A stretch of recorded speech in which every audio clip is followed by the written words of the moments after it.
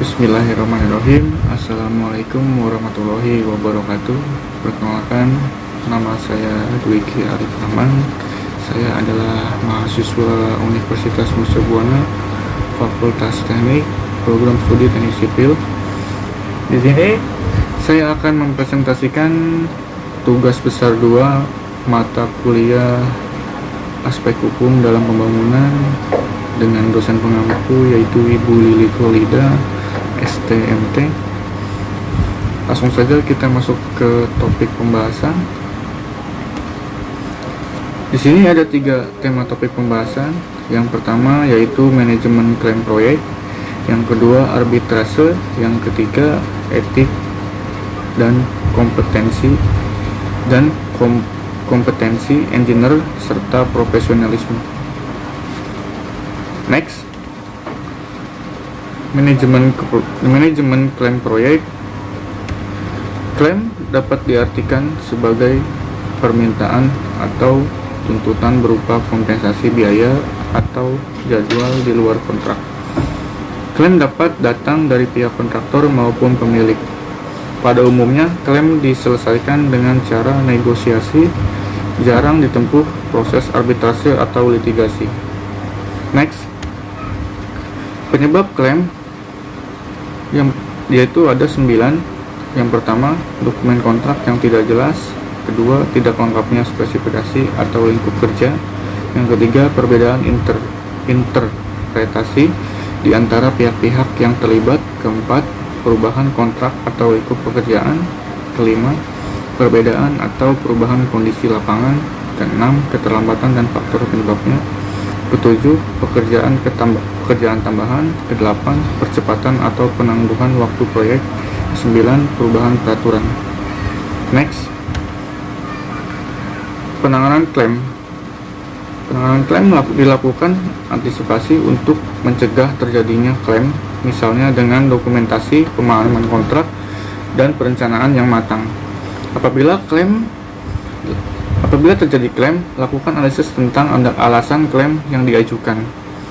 Bila terdapat cukup alasan, besar kompensasi yang akan diberikan didasarkan kepada pencarian fakta, analisis yang mendalam, estimasi, dan negosiasi. Next, perselisihan. Biasanya dalam klaim proyek terjadi perselisihan. Kontrak pada proyek konstruksi sangat rentan terhadap terjadinya perselisihan. Penyebab utama terjadinya perselisihan adalah keterlambatan. Perselisihan yang terjadi di antara pihak-pihak yang terlibat dapat mengakibatkan terjadinya klaim. Perselisihan klaim memerlukan tambahan waktu, biaya, dan tenaga. Next, penyelesaian perselisihan.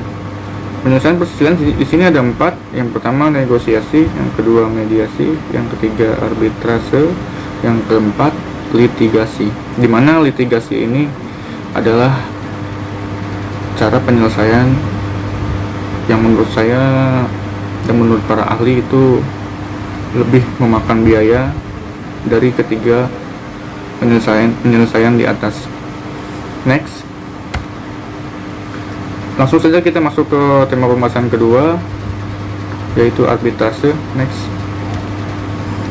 pengertian arbitrase menurut Undang-Undang Nomor 30 Tahun 1999 Pasal 1 Ayat 1, arbitrase adalah salah satu penyelesaian suatu sengketa perdata di luar pengadilan umum yang didasarkan pada perjanjian arbitrase yang dibuat secara tertulis oleh para pihak yang bersengketa.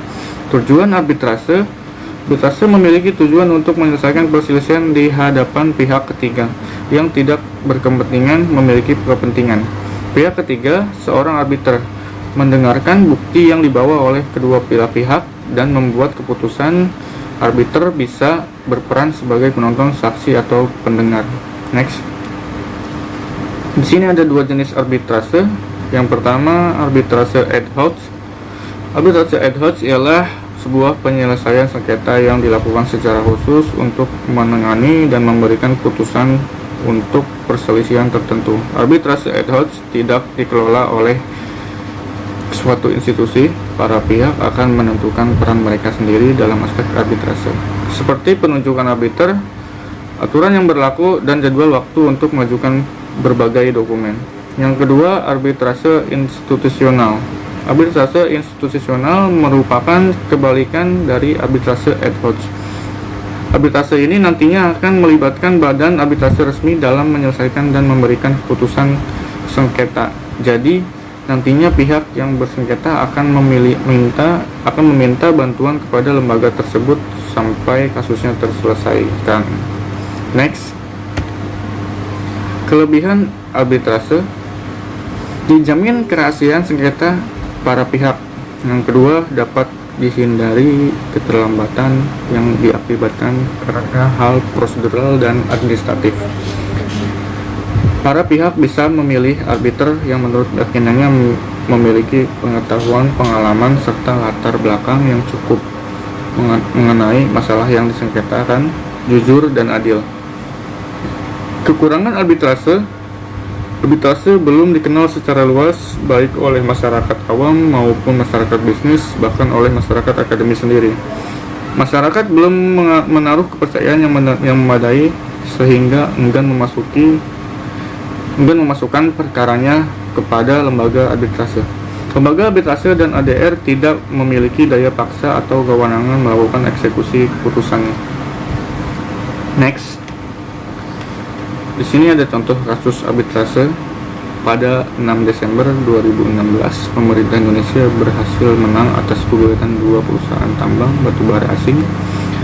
Keputusan Lembaga Arbitrase Internasional, International Center for Settlement of Investment Dispute atau biasa disingkat ICSID, yang berbasis di Washington DC, menolak gugatan kedua perusahaan tersebut.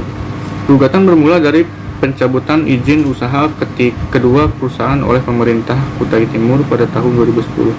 Churchill Mining PLC dari Inggris pernah mengantungi izin tambang seluas 350 km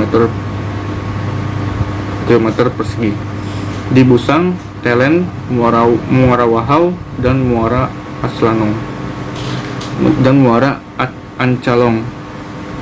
Dengan mengakuisisi 75% saham PT Ridlatama Group, sementara Planet Mining asal Australia merupakan anak perusahaan Churchill. Sebelumnya Churchill telah mengajukan gugatan hukum pada PT UN Samarinda, namun hasilnya sama. Pencabutan izin usaha oleh bupati tersebut sudah selesai prosedur. Proses banding berlanjut hingga ke MA atau Mahkamah Agung dan hasilnya tetap sama. Hingga Churchill membawa kasus ini ke arbitrase internasional. Atas putusan ICSID tersebut, Indonesia berhak memperoleh gugatan senilai 1,31 miliar US dollar atau sekitar 17 triliun rupiah.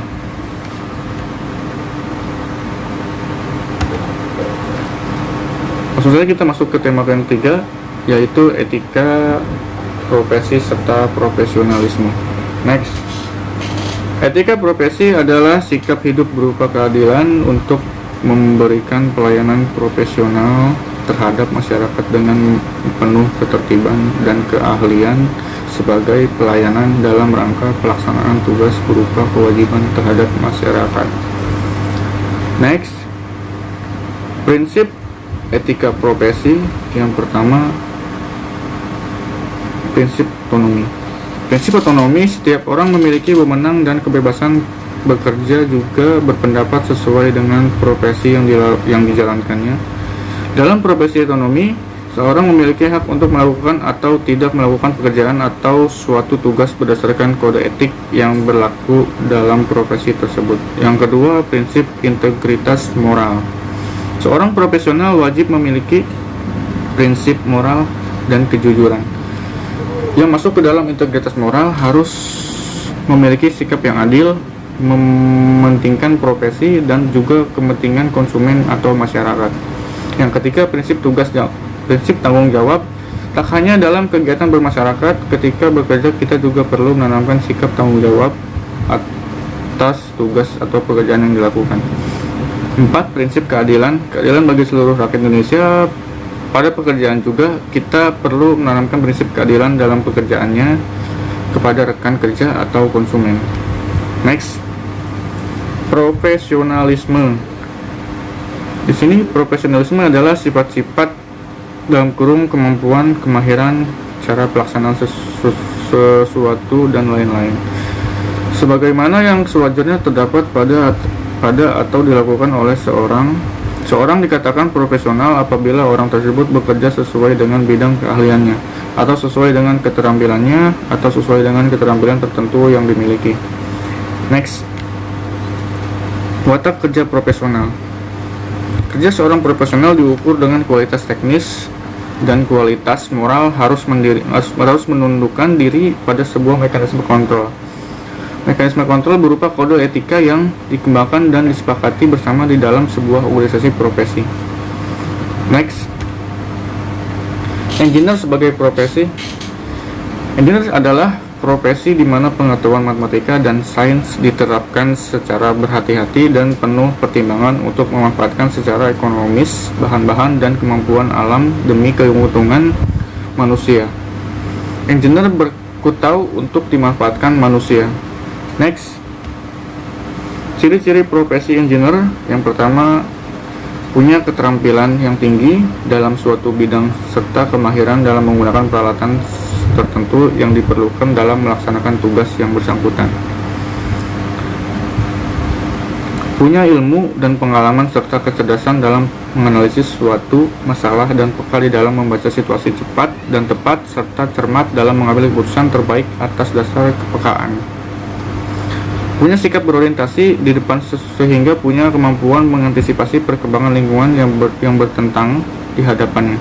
Punya sikap mandiri berdasarkan keyakinan akan kemampuan pribadi serta terbuka menyimak dan menghargai pendapat orang lain, namun cermat dalam memilih yang terbaik bagi diri dan perkembangan pribadinya. Next. Oke. Terima kasih semuanya. Berikut adalah presentasi tugas besar 2 saya dengan mata kuliah aspek hukum dalam lingkungan. Terima kasih kepada dosen pengampu yaitu Ibu Lili Kolida. Terima kasih rekan-rekan seperjuangan yang sudah berkontribusi baik materi maupun tenaga. Terima kasih semuanya. Cukup sekian dari saya, Dwiki Arif Rahman. Kurang lebihnya mohon maaf. Wassalamualaikum warahmatullahi wabarakatuh.